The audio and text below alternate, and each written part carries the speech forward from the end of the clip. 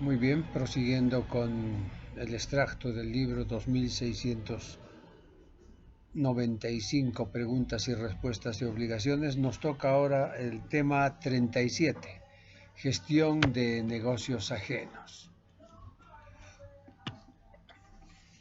Gestionar negocios por terceros. De eso se trata este tema. ¿Por qué? ¿Cómo? ¿Cuándo? ¿Para qué? Muchas preguntas para muchas veces respuestas subjetivas, por afecto, por responsabilidad, por cariño, por amor, por dinero.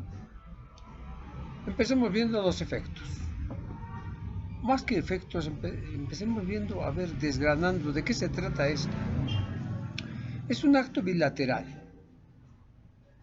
Entonces, esto ya nos dice que hay dos partes. El elemento subjetivo se compone de dos partes. Esto permite el surgimiento de las obligaciones para los dos, para el gestor y para el dueño del negocio. Esto marca que esas responsabilidades, al ser un acto bilateral, estarían siendo repartidas entre ambas partes.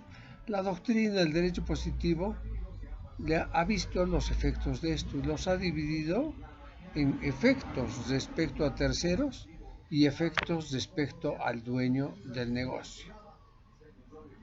Y obviamente también tiene efectos respecto al propio gestor frente al dueño del negocio. De eso se trata. Esto es muy importante. Un gestor toma para sí las riendas de un negocio. No puede abandonarlo, debe concluirlo completamente, porque si lo abandona y con ese abandono ocasiona daños, tiene que responder por daños y perjuicios frente al dueño del negocio. La gestoría, normalmente hacer un acto jurídico bilateral, se presume oneroso, razón por la cual no podrá decir de que ya no tiene ganas, no tiene interés, sino que definitivamente tiene una obligación para con ellos. Respecto al dueño del negocio, es decir, el dueño del negocio, ¿cómo responde frente a terceros? Solo queda obligado si el gestor ha actuado por cuenta y nombre de este, lo que es lógico y normalmente se entiende, a no ser que en el documento constitutivo de la gestión de negocios ajenos se diga lo contrario. Si los actos de gestión habían sido útilmente administrados, de manera que el tercero va a accionar contra el gestor por los daños y perjuicios ocasionados cuando su gestión fuere mala. Claro que sí. Si se ha acordado que debe hacer determinadas cosas y se hacen esas cosas determinadas en el contrato, definitivamente no podrá imputársele daños, a no ser que así también esté estipulado en razón de la experticia del conocimiento del gestor. Porque puede ser que contratemos un gestor para hacer una contabilidad, por decir algo, y este contador sea pésimo, no haga. Obviamente que nos obliga frente a terceros, por supuesto que sí, seguramente impuestos internos. Eso es muy importante de entenderlo. Obligaciones frente al gestor. Si el gestor realiza gastos dentro del desarrollo de su labor o de los límites del contrato, de los límites de su gestoría, el dueño del negocio no puede enriquecerse con ellos. Dicho de otra manera, tiene que devolver todos los gastos realizados en los actos de gestión, indemnizarle por pérdidas, pagarle los perjuicios sufridos, porque estos deberían haber sido realizados por el dueño del negocio y han sido erogados por el gestor. Es como si él mismo hubiera ocasionado esos daños. Es un tema corto. Vamos a hacer un análisis, porque tenemos tiempo, sobre la legislación. Artículo 973. Gestión asumida de un negocio ajeno. Quien sin estar obligado a ello asume voluntariamente la gestión de un negocio ajeno, tenga o no el propietario conocimiento de ella, contrae la obligación tácita de continuarla y acabarla hasta que el propietario pueda hacerlo por sí mismo. Debe encargarse igualmente de todas las dependencias del mismo negocio. Llama la atención la redacción del artículo. La gestión en su sentido más amplio supone una relación específica entre la actuación de un gestor y la esfera jurídica ajena. ¿Qué significa esto? Significa que un tercero, es decir, un ajeno, técnicamente un penitus extraneus, se hace cargo de un negocio ajeno. Tenga o no el propietario conocimiento de ella. Esto es muy raro, es sumamente raro. ¿Por qué razón? Porque definitivamente tomar el control, por decirlo así, o asumir gestiones de un negocio ajeno sin que el propietario lo sepa es por sí bastante sui generis, es por sí bastante raro, pero definitivamente podrá suceder de que en algunas circunstancias se dé. Habrá que analizar esta gestión, todo el capítulo, a ver, ayornarlo. ¿Por qué razón? Porque está basado en antecedentes muy antiguos, en los clásicos franceses, y muchos ya no se da. Podríamos decir que desde el punto de vista de su estructura, ¿estamos ante la representación sin mandato, sin conferimiento de poder? Seguramente que sí, seguramente que sí. Obviamente muchas actuaciones comerciales o negociales, por decirlo así, se podrán hacerlo, pero muchas otras es muy complicado que se pueda lograr, es difícil. El 973 toca ese tema. El artículo 974 habla de algo recurrente en todo el Código Civil y que es bueno que esté así, que se refiere a la capacidad del gestor. El gestor debe tener capacidad de contratar, por supuesto que sí. Claro que sí. Definitivamente, porque de otro contrario sería un verdadero exabrupto. El 975 habla de otras obligaciones del gestor. Primero, el gestor se somete a todas las obligaciones que resultarían de un mandato, aunque no lo tenga, en cuanto sean aplicables. Segundo, debe continuar la gestión aún después de la muerte del propietario hasta que el heredero pueda dirigirla. Aquí hay montones de causas y circunstancias que se pueden manejarlas, indicarlas.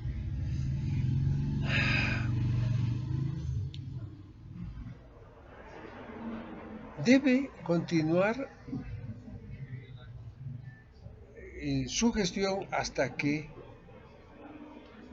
si es que muere el propietario, el heredero pueda dirigirla. Como es tan amplio, tan lato, se entiende que un heredero podrá inmediatamente, si se trata de un heredero forzoso, inmediatamente ponerse al frente del negocio. En la práctica, en la vida común, vamos a saber que es necesario, importante, primero que nada, realizar la declaratoria de heredero, aún para el heredero forzoso.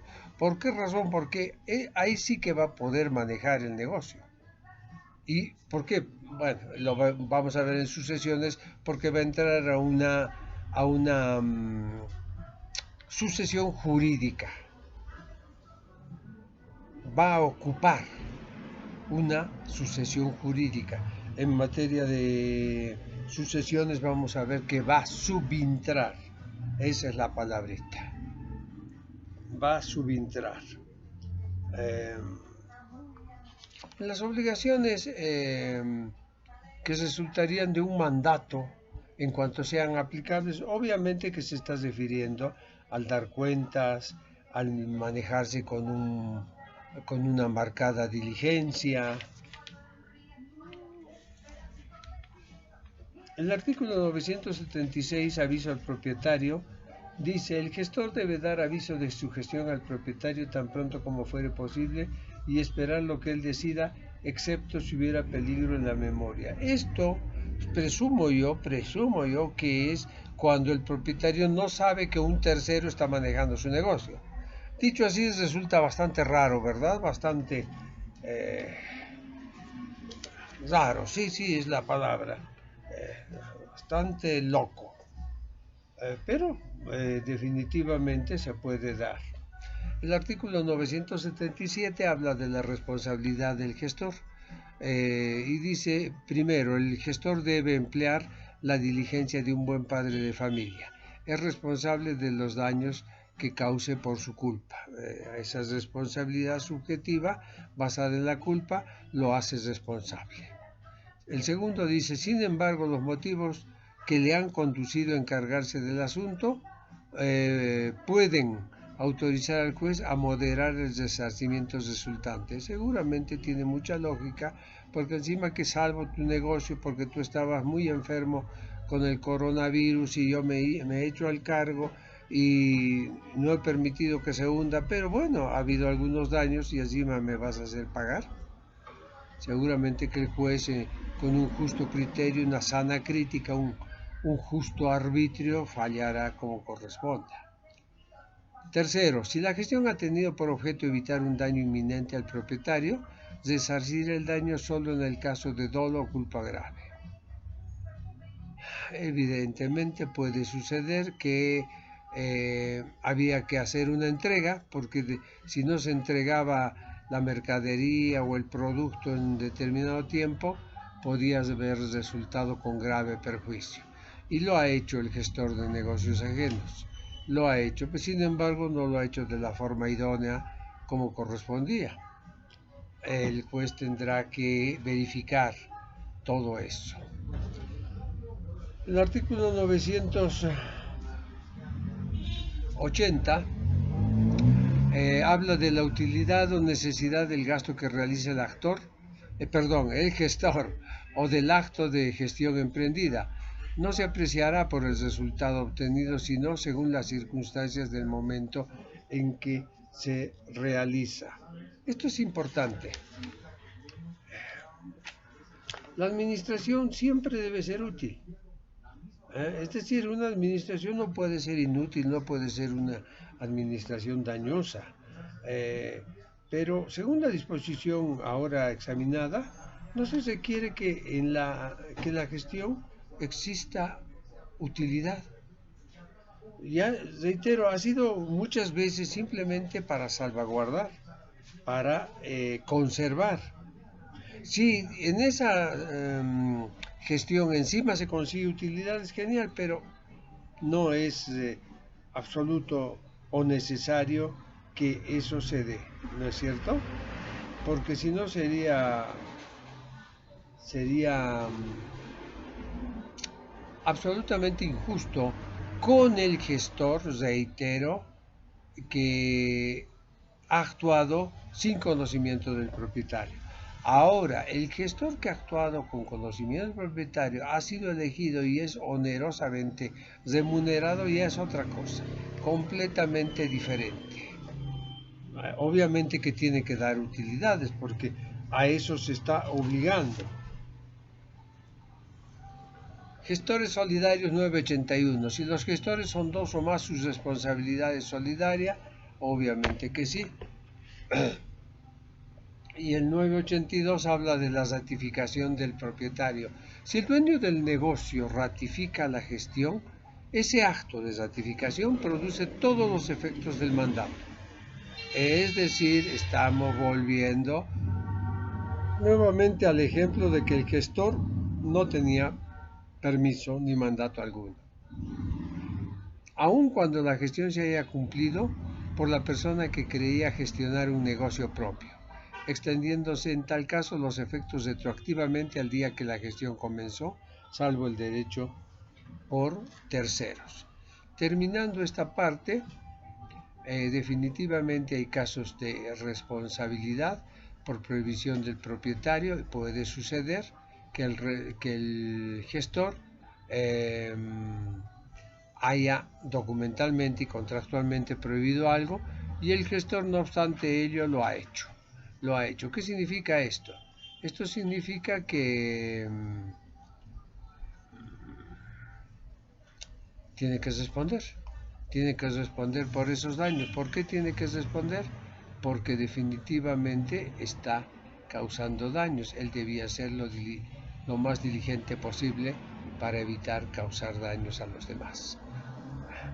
Y por último, las obligaciones del propietario. El propietario en el 979, el propietario cuyos negocios han sido útilmente administrados debe cumplir con todas las obligaciones que el gestor ha contratado por su nombre, lo que hemos dicho, indemnizarle los gastos, indemnizarle los perjuicios y definitivamente pagarle como correspondía.